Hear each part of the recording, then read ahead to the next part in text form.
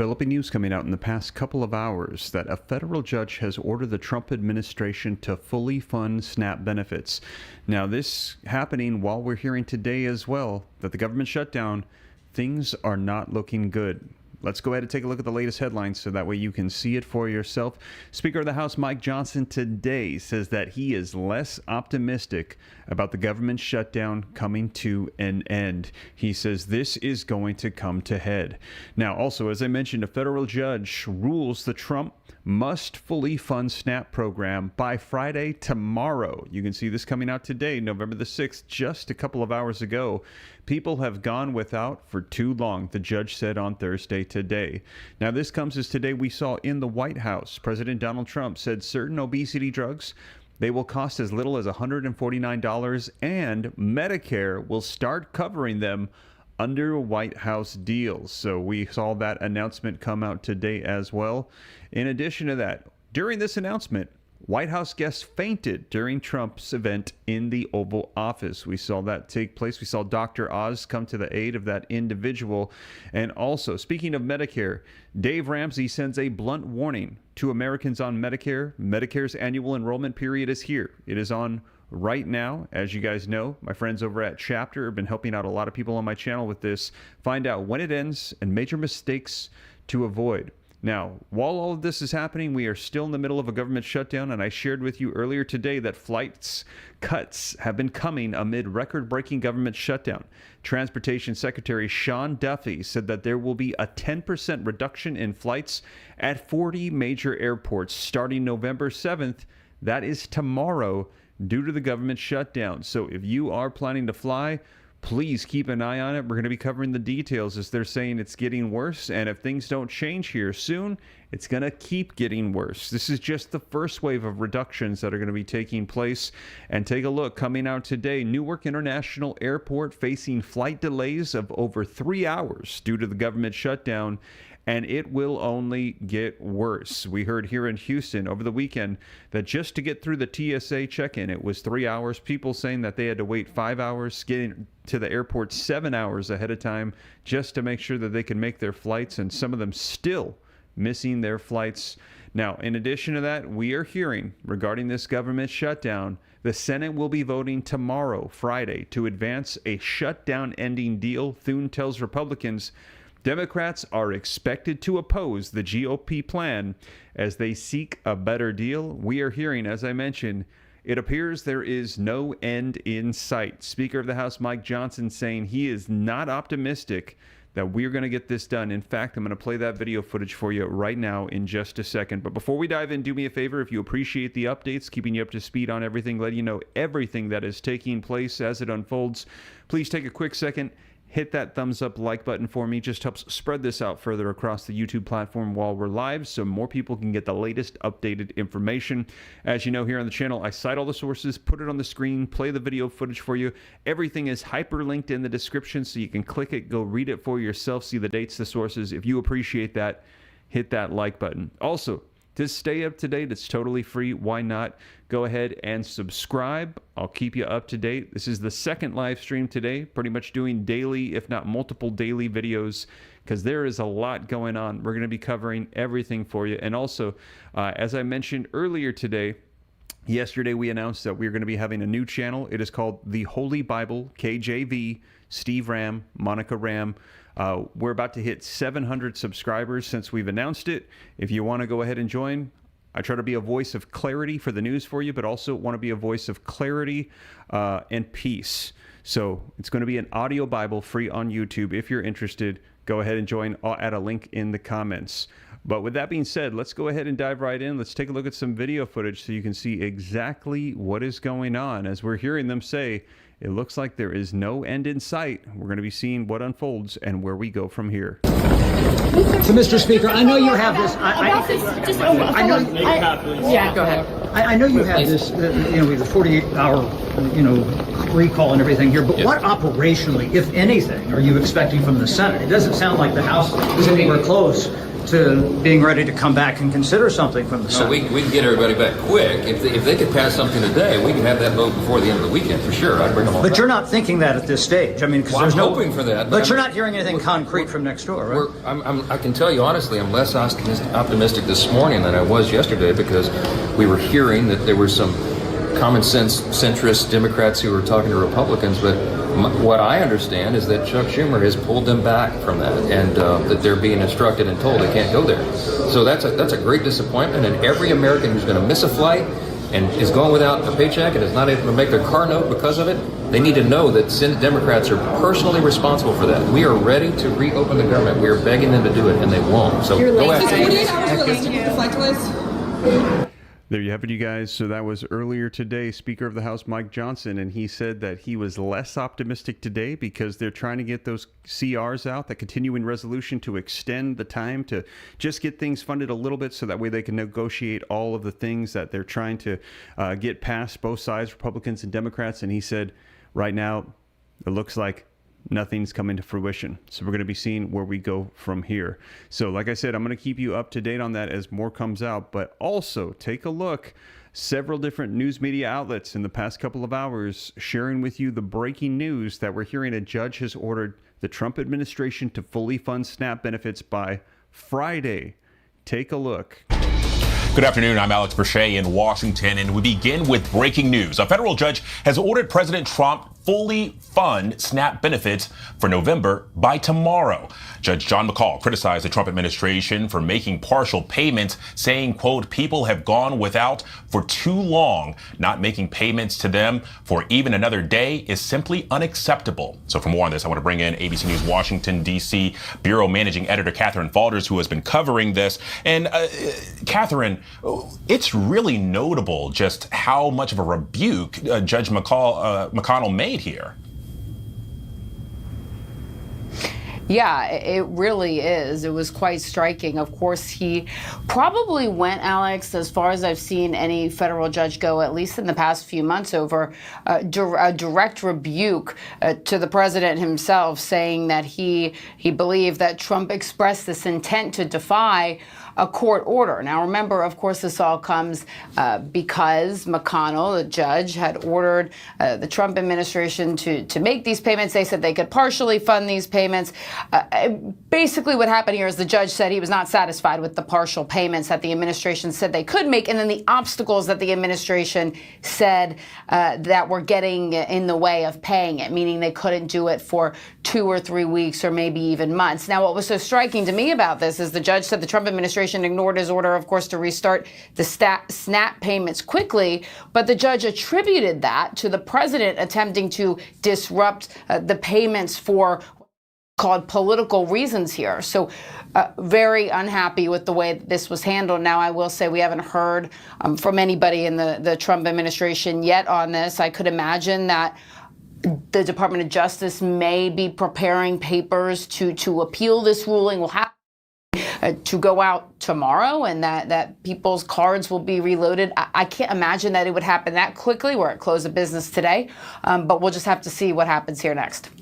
Well, and one of the things that we've heard from, in a lot of these food pantries where that service SNAP beneficiaries is, even if the faucet's cut back on, there's likely going to be some confusion and some time there. But Catherine, listen, this judge was one of the ones that blocked that another Trump 2.0 executive action earlier this year. He had recently spoken out publicly about 6 credible death threats directed at him in the wake of that. Listen, this is pretty rare, seeing a judge speak publicly like this. What more do we know? And is it a surprise that he made this ruling?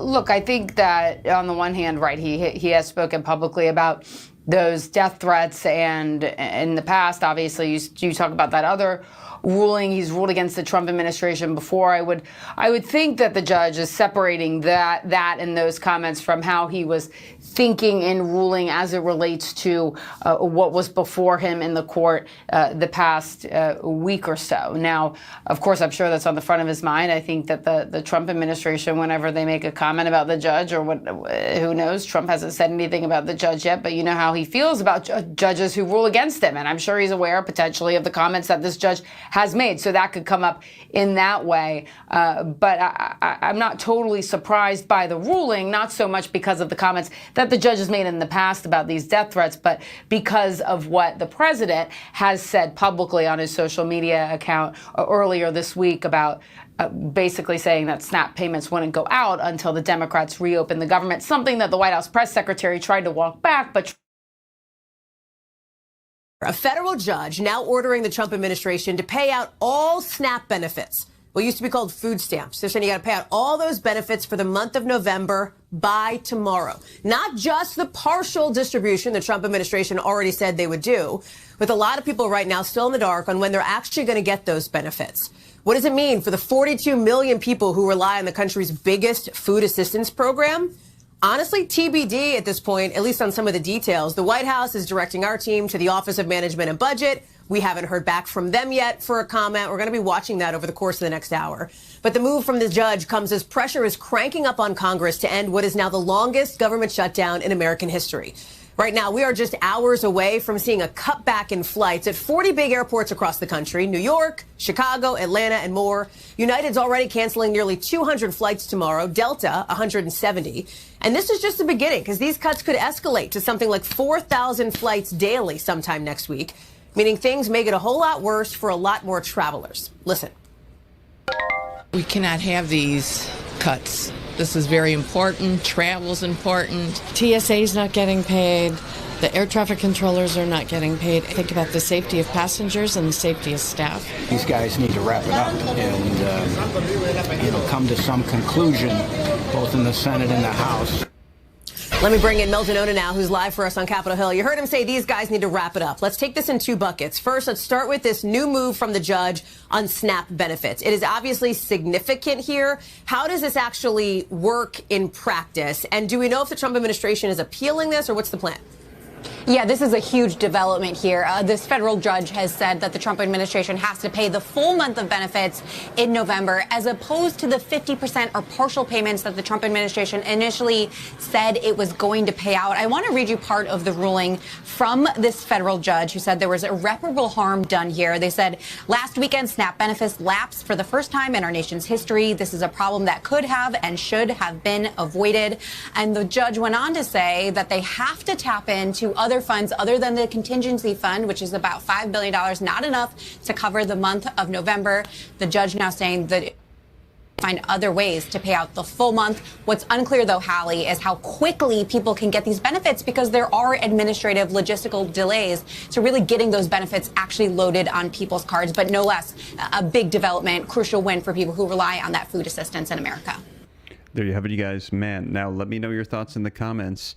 Do you support Donald Trump and what he's doing right now? Do you say, forget the federal judge right now? Donald Trump is trying to hold the Democrats accountable for holding the government hostage right now with not doing a negotiation. Do you support Trump? Do you support these negotiations? Do you support the pause? If so, put a 47 for support for Donald Trump. Or do you think, no, get the SNAP benefits out? Yes, I'm glad the judge is doing this. We need to get this out. They can go ahead and have their battle, but people need to get fed. If you think so, put SNAP in the comments. Let me know your thoughts. Which one do you think should be the precedent here? Which one should take which one should be the most important? Getting the food out, put SNAP, or supporting what Donald Trump is doing right now, which is trying to hold the Democrats accountable and saying, hey, we got to get everything funded, not just the SNAP. If you think so, put a 47. Let me know your thoughts. Also, hit the like button if you haven't done so yet. And let's go ahead and take a look at this. Now, like I said, if you are not optimistic, you're not alone. Speaker of the House, Mike Johnson, we saw that video footage came out, and he said that he is less optimistic today than he was yesterday about the government shutdown ending. He said this is going to be coming ahead. He said he is just saying, man, I thought we were making progress. Doesn't look like we are. So we're going to see. And like I said, we're hearing major airport delays, shutdowns happening. 10% of the 40 largest airports in America are going to have cuts, cancellations. If you're going to be flying soon, watch your flights. They said, if you can avoid flying right now, please do so. If you have a flight that is scheduled and you can cancel it, you might want to do so to avoid some of the chaos that's going on right now. And if things don't change and soon, it's likely going to get worse. Now, in addition to that, let's take a look at the breaking news here. The federal judge who rules that Trump must fully fund SNAP program by Friday tomorrow. And I know a lot of people were saying the federal judge can't boss Trump around. We're going to see. Let's take a look at this here. People have gone without for too long, the judge said on Thursday today. And again, this just a couple of hours ago. The breaking news coming out today, November the 6th. A federal judge in Rhode Island on Thursday today has ordered the Trump administration to fully fund the nation's Supplemental Nutritional Assistance Program, or SNAP food aid program, by Friday tomorrow, rejecting the administration's efforts to only partially fund the benefit program for some 42 million low-income Americans. People have gone without for too long, the U.S. District Judge Jack McConnell said in court on Thursday. He scolded the Trump administration for failing to comply with the order that he issued last week, which required the U.S. Department of Agriculture to fund the SNAP benefit programs before its funds were slated to lapse on November 1st, marking the first time in the program's 60-year history that its payments were halted. This is the first time that this has ever happened. Gary Schrieb, thank you for the $2 super chat, says SNAP needs to be revamped to include drug tests as well.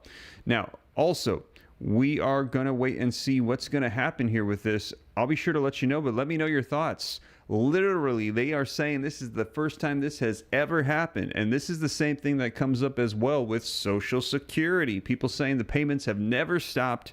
We've never had this issue. They're saying the same thing with SNAP, but now it has halted. So it's a very frightening thing to think about, that in the 60-year history of this is the first time that we are seeing this. Now, reading on, it says the judge also said that Trump officials failed to address a known funding distribution problem that could cause SNAP payments to be delayed for weeks or even months in some states. He ordered the USDA to tap other contingency funds as needed.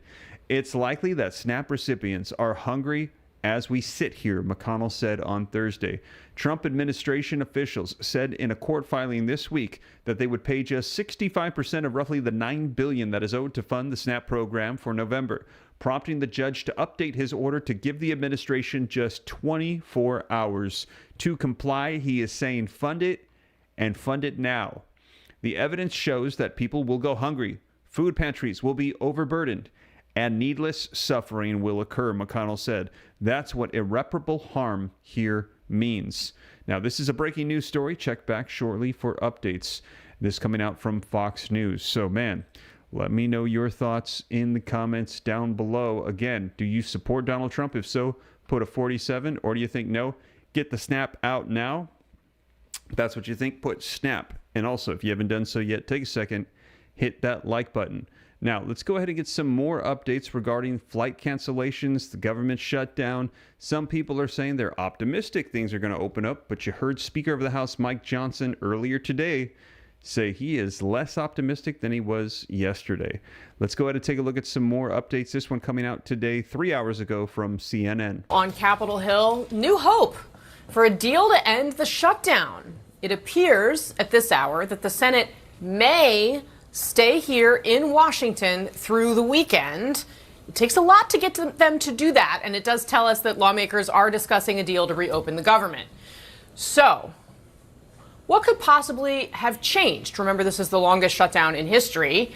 It definitely could be the mass chaos, quote unquote, that Transportation Secretary Sean Duffy warns is coming to the nation's airports as millions of Americans prepare to travel for the holiday season.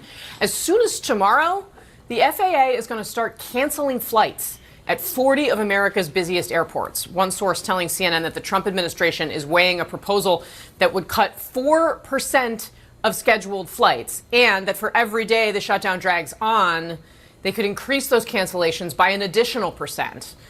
United Airlines is preemptively canceling about 200 flights tomorrow, a similar rate of cancellations expected on Saturday and Sunday. Delta Airlines canceling about 170 of their Friday flights. The White House arguing that these cuts and the significant disruptions that they'll cause are not political. Here was the Transportation Secretary, Sean Duffy, earlier today. People have asked me, why don't you find money for air traffic controllers? Like, that's the purpose of a shutdown. I don't have access to money. I can't find dollars to pay them because the Congress said there is no money. And so we can't break the law. And so I can't pay them. I'd love to, but I can't. And so the message is, sit down, figure this out, open the government up, and let's not hold Americans hostage, especially when they want to travel. So today, thousands of flight delays have been reported as the air traffic control towers go understaffed. The air traffic controllers have already missed one paycheck. Today, they received a second pay stub for $0. The president of the Air Traffic Controllers Union tells CNN that every day some controllers are permanently quitting their jobs, while others say they simply can't afford to get themselves to work. They're calling in saying, I don't have enough gas to get to work, to their employer, to their supervisor and manager, and saying, what do you want me to do? They're not calling in sick. They're not calling in protest. They're calling in with real life situations. These are real people dealing with real life circumstances. And when you don't pay somebody for 37 days and say, hey, just keep showing up and do your best, people are going to have issues, and they're mounting daily. There you go. All right, let's get off the sidelines, head into the arena. My panel is here, and we're going to get started with CNN aviation correspondent Pete Muntean and CNN's Manu Raju, who is on Capitol Hill for us. Manu, I actually do want to start with you just because the talks that are aimed at trying to reopen the government wrapped up in the last hour, and there does seem to be some significant a change in the chatter, shall we say. Is it the flights that's upping the ante? What's the latest from where you sit? Well, there is enormous pressure on senators to reach a deal and end this very damaging shutdown that is having painful consequences each day for the American public. And the senators who are negotiating a potential compromise are keenly aware of all of that. Frantic negotiations have been occurring all week. They've been intensifying today. And the question on the table is whether Democrats can accept a compromise from their demands. Remember, initially at the outset of this fight, they had called for an extension of those expiring subsidies under the Affordable Care Act, saying it must be dealt with immediately, otherwise people will see their health care premiums rise. Well, as part of this emerging compromise, that would not be included as part of this plan to reopen the government. This funding plan would not include health care issues. That will be dealt with separately as part of a separate vote to extend the health care subsidies. But there is no guarantee that that separate vote could pass the Senate, the Republican House. The Speaker would not commit to putting it on the floor of the House or even get signed into law by President Trump. So will Democrats go along with that, not having any guarantee of that becoming law? That is a key question that I put to Democrats today. Some say this will be a capitulation. Others say it's time to cut a deal. Hello, my name is Adam Ferrari, the Chief Executive Officer of Phoenix Energy. I look forward to settling for some kind of vague promise about a vote in the future on some indeterminate bill without any definite inclusion in the law, I think is a mistake. And it would be a letdown to your voters? I think voters would rightly see it as a surrender. Yeah, but I mean, some people would think that this is a capitulation if you only agree to a standalone vote. We need to understand how the Senate works. We have brought this issue as a major national issue from zero to a major factor, I think, in the last election. And I think we're going to continue to make it an issue as we approach the next election in the mid-year. And the question was if enough Democrats agree with Senator Dick Durbin, the number 2 Democrat, that they've been able to make health care an issue, not necessarily make it a law. Will that be enough to sway? Well, would they need 8 Democrats in total to advance legislation to reopen the government? So far, as we've seen time and time again, just 3 Democrats have sided with the Republican efforts to reopen the government with no conditions at all attached to it. But expect there to be a key moment tomorrow where there will be votes to try to reopen the government. Will Democrats come along to that, to saying yes on that bill? They just left a caucus meeting that lasted about 2 hours, Casey. I talked to many of them while they're leaving. Many still non-committal about whether they think this is the path forward or whether they think the shutdown will drag on. All right, well, keep us posted, Manu. Sounds like it could be potentially an interesting weekend up there.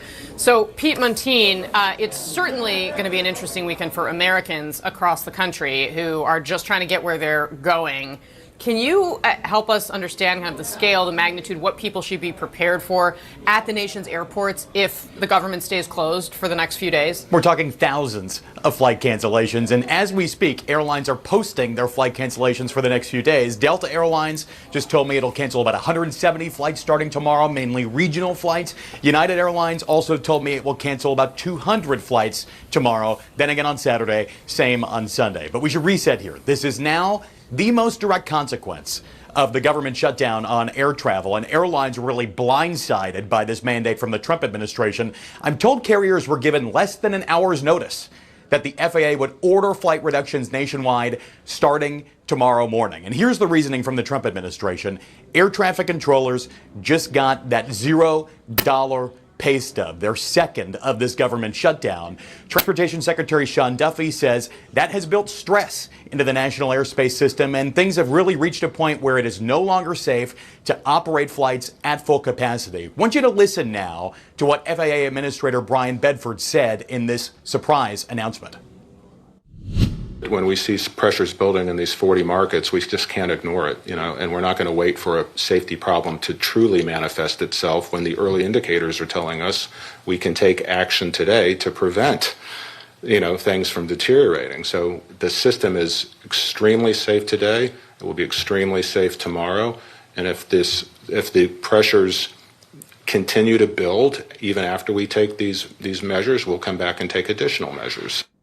Here are the details in this new directive. If there's no deal to reopen the federal government, the FAA is mandating airlines reduce flights by up to 10% at 40 of the country's busiest airports. Multiple airline officials now tell me the Trump administration will start this off at a 4% cut tomorrow, then ramp this up to 10% through the next week. Where will this be? And I want to show you the preliminary map of the airports. We're talking everywhere from Florida to Albuquerque to Anchorage, even some airports with no airline service at all, like Teterboro, New Jersey. I've been cautioned, though, that this list could change because this will likely include at least all of what's called the Core 30 airports. Those are the busiest, most operationally critical airports nationwide, though nothing final here, all preliminary. The FAA has not published a final order yet to airlines, and the airlines are really scrambling to adjust here. All four major U.S. airlines say they're complying with this directive and giving passengers ways to change their flights free of charge. Then there's this big reaction from Frontier Airlines CEO Barry Biffle. I've been going back to this all day because it's so unprecedented. He called the directive from the FAA unsustainable and, quote, "You cannot run the national airspace like this. This is not how a modern aviation system functions." And he even went a step further, suggesting to travelers to consider booking a backup ticket on another airline. It is such a competitive industry. You'll never hear that again from an airline CEO. So far, this has not been all that well received in the airline industry because this is not really a small tweak. Aviation's a multi-billion-dollar economic driver, and airlines are telling me they're dealing with this like they would deal with mass cancellations, like during a snowstorm.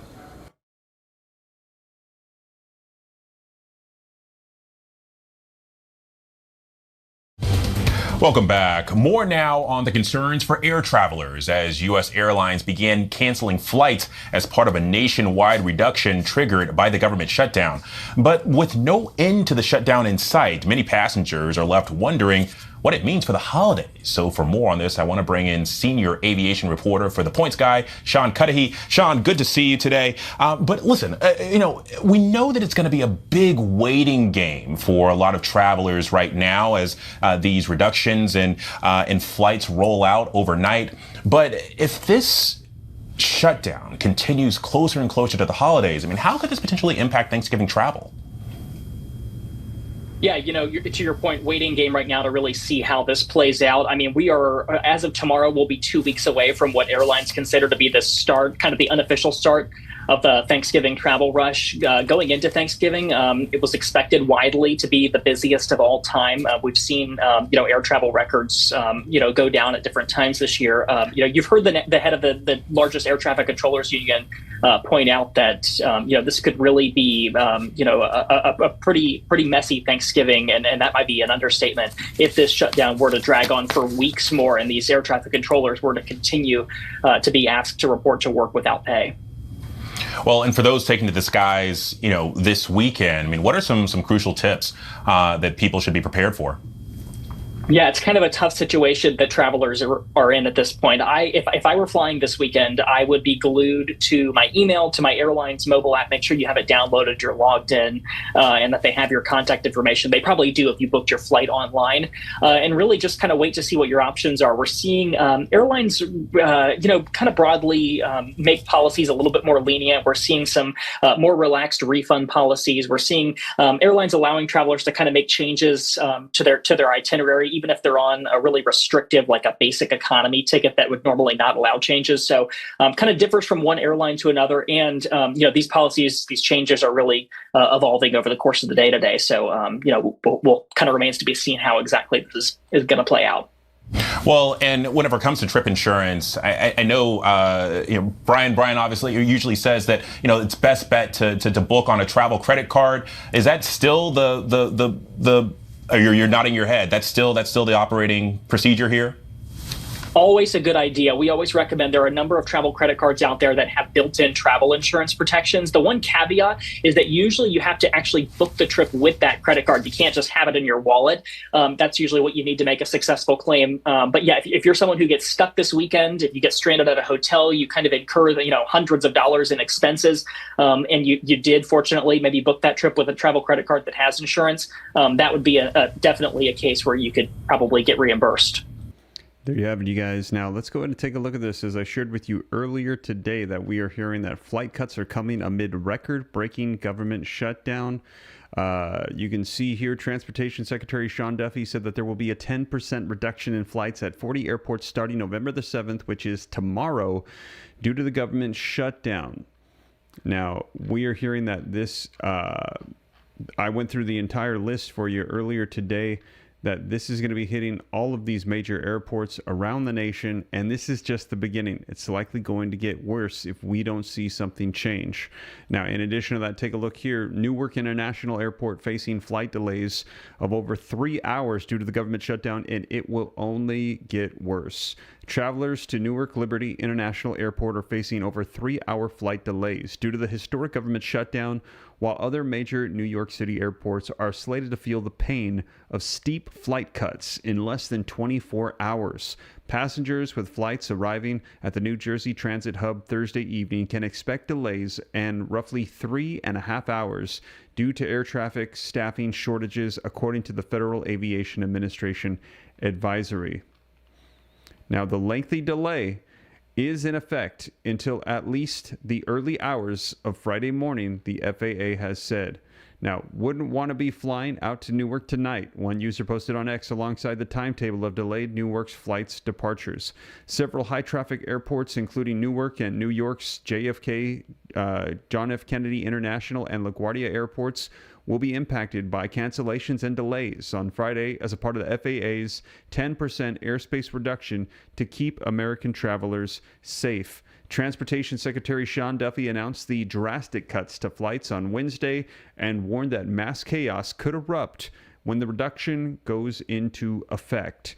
Now, the change, which could ground as many as 4,000 flights nationwide, comes as many air traffic controllers have called out sick while not being paid during the nation's longest ever government shutdown. The embattlement Newark Airport has experienced the brunt of staffing shortages, with several ground stops and ground delays issued in recent weeks.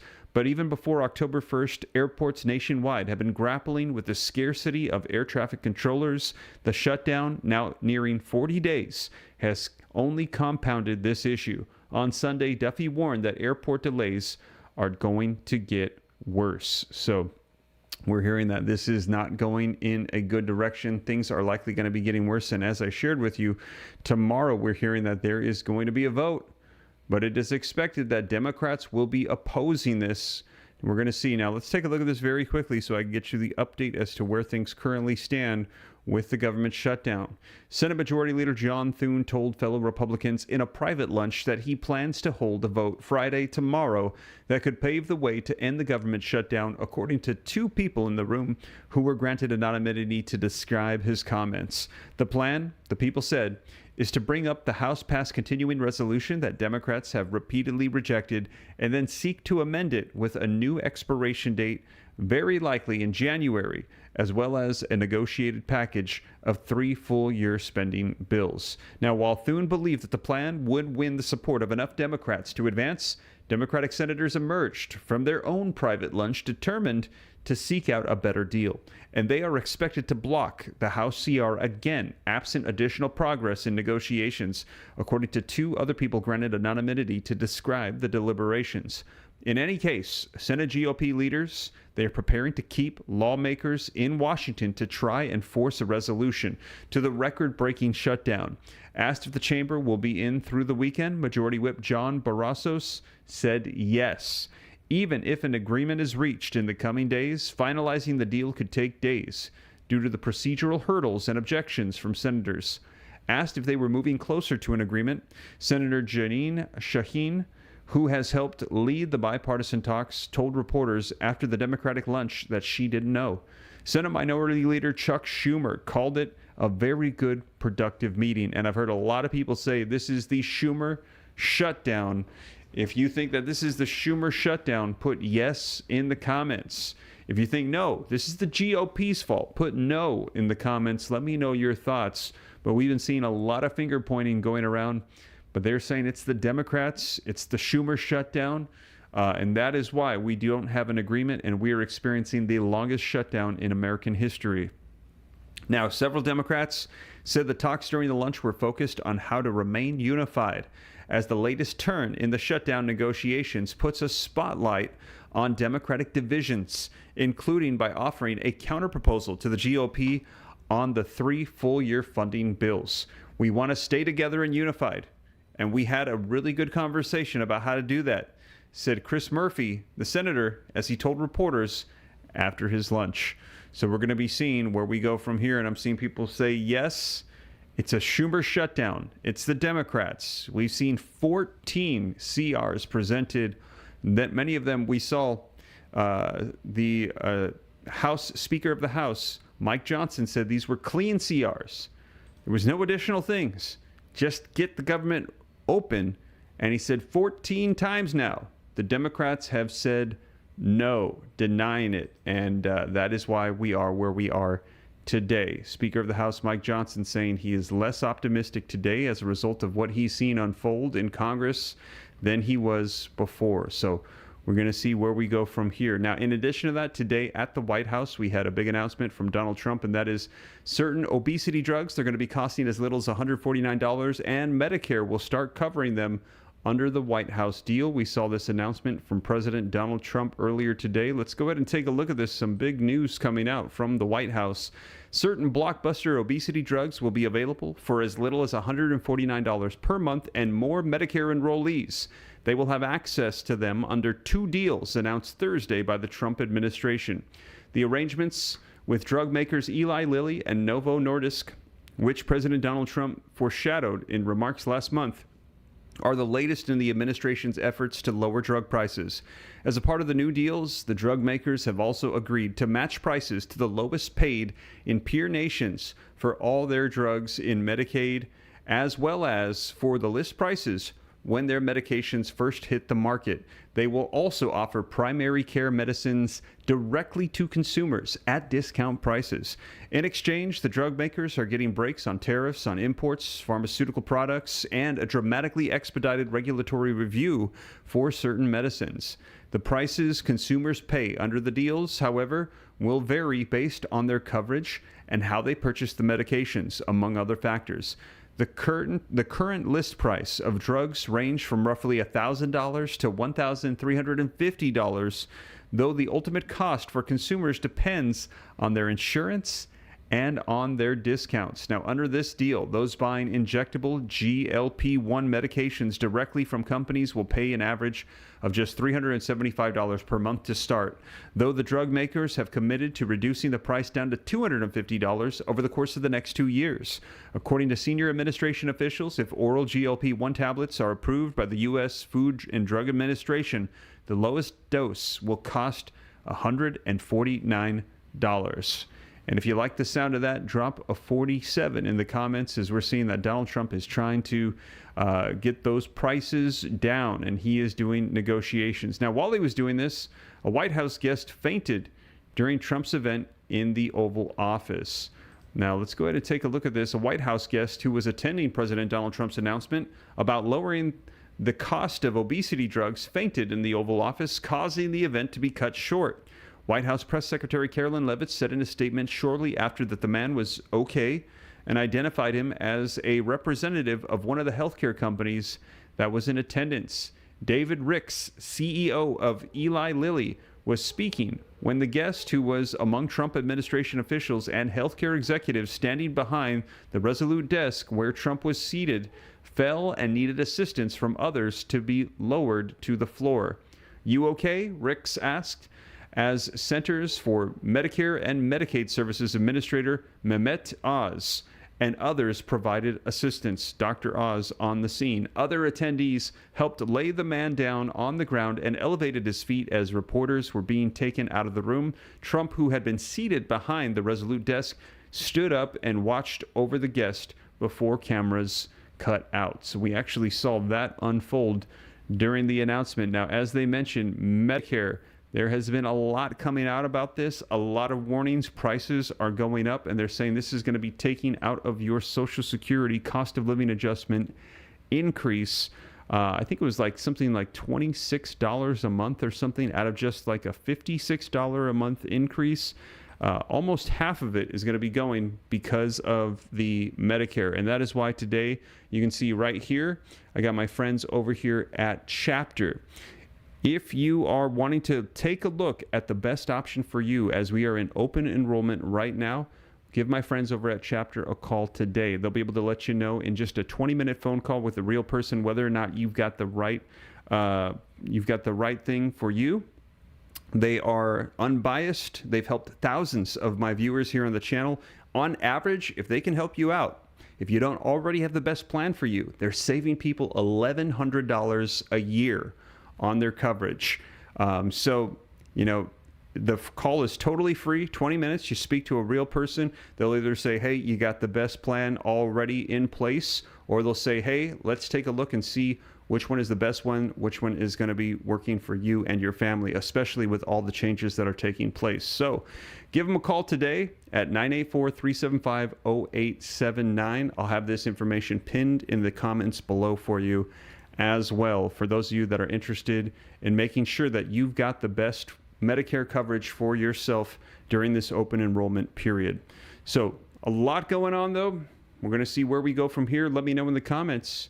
Do you think that we are going to be getting out of this government shutdown anytime soon? If you think we're going to get out of it, put yes. If you think no, put no. Now, we're going to see there's a vote tomorrow. It's going to be vote number 15. But we're hearing that Democrats are expected to reject it yet again. So we will see. Whatever direction we go, I'll be sure to let you know here on the channel. But we do know that right now America is feeling it. SNAP benefits are not going out. We hear the federal judge has ordered the Trump administration to address it tomorrow. We're also seeing flight cancellations around the nation hitting. FAA has announced 10% of all flights in 40 of the nation's largest airports are going to be cut. And it's expected that's going to increase as this goes out further and further. So, man, we're going to see the ripple effects are really starting to hit as we are experiencing the longest shutdown in U.S. history. Now, whatever unfolds, I'll be sure to let you guys know here on the channel. And again, if you haven't done so yet, pinned in the comments, if you'd like to join, is our new Bible channel. And that is going to be the Holy Bible, KJV, Steve Ram, and Monica Ram. Hope you were able to join if you're interested in hearing the Bible in my voice, audio Bible coming out. But that's the latest, you guys. Thank you so much for joining me, and I'll catch you in the next one. Take care. God bless. This is Steve.